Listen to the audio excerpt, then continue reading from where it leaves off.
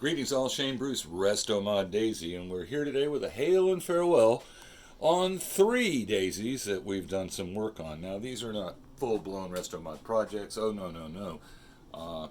These guns are heading back. Oh, look at that. Left some dust on one. Oh, well, we'll brush that off later. These guns are heading out to one of my oldest customers. He's been buying guns from me for like 3 years off and on. And these are an example of some of the work that I've done for him. Let's start here at the bottom.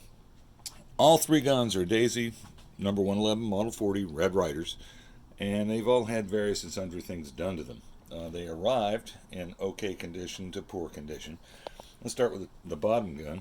They've all been equipped with slim dim buttstocks and forends. Of course, the forends are different lengths. That was as per the customer request. He wanted 2 mid-length forends, 1 long forend, and he wanted one of them fire blued. So this was selected as a candidate for fire bluing down here because it was in the best surface condition. Not so many dents, not so many dings. As you can see from the roll stamp, it is a number 111 Model 40. Now, you may be wondering why I've got these old top hat assemblies parked down beneath each one of these guns. Well, that's because each one of these guns suffered from the same problem. A broken air tube. Not an uncommon thing with these old top hat designs.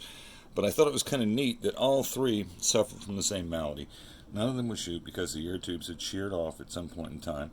Of course, most of these guns showed up without bottle caps, so it was a matter of swapping things around. But you can see here the the leather seals have done their job, but the capped-on air tube has not.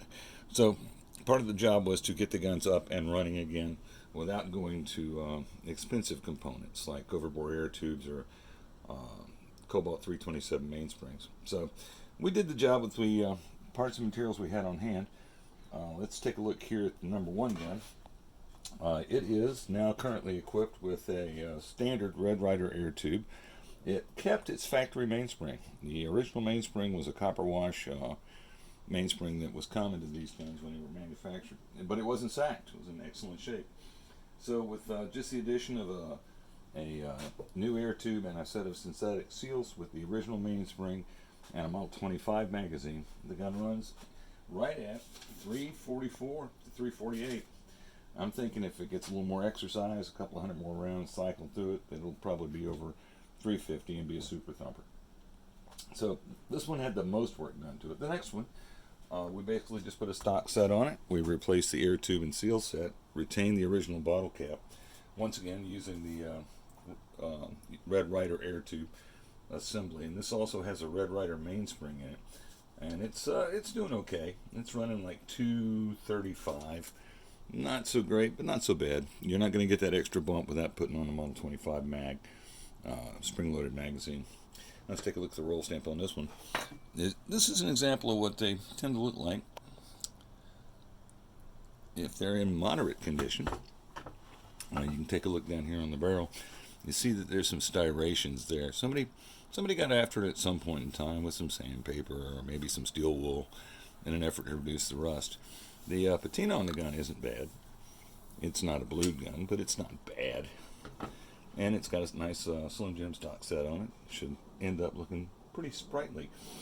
This one did come with the factory buttstock. We'll notice that some fella who goes by AD at one point in time owned the gun, but evidently did not kill anything with it because I don't see any notches cut into the stock. But that's going back, along with various and sundry miscellaneous parts. And the last of the trio is yet another 11140. Let me wipe some dust off of there. And you can take a look at the roll stamp there. Now this one's got some dents and dings, so it wasn't a good candidate for fire blue. The same basic scrubbing on steel with steel wool years ago, decades ago, 50 years ago, who knows, in order to get it to be a little more legible.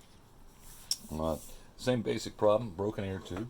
Same basic fix, which was substituting the current production air tube and a synthetic seal set and a Red Ryder mainspring. Now this is the slowest of the 3. It's only going to average around 200 feet a second in its current configuration. Now that could change. It did show up with a cracked buttstock. That's one reason that this was selected for wood. And you'll see here, this is the second time this gun stock is cracked. Somebody fixed the first one, but the second one gave it up. It's unfortunate because it's still got the logo on it. But the customer is actually doing some slabbing work to see about transferring some of these logos off of old original stocks onto newer stocks. Kind of a look thing. I have never really thought about doing that, but that's what he's going to play around with. So here we are. They're not completely restomodded. They're equipped with Restomod gear. They've been proofed. They've been fired. They've got their chrono times recorded, so we know what speed level the guns are running at. And these bad boys are going to get boxed up and shipped back to their new location at Fort Home and anywhere else but here, USA. That's all we've got for you today, kids. This is Shane Bruce with Restomod Daisy, signing off.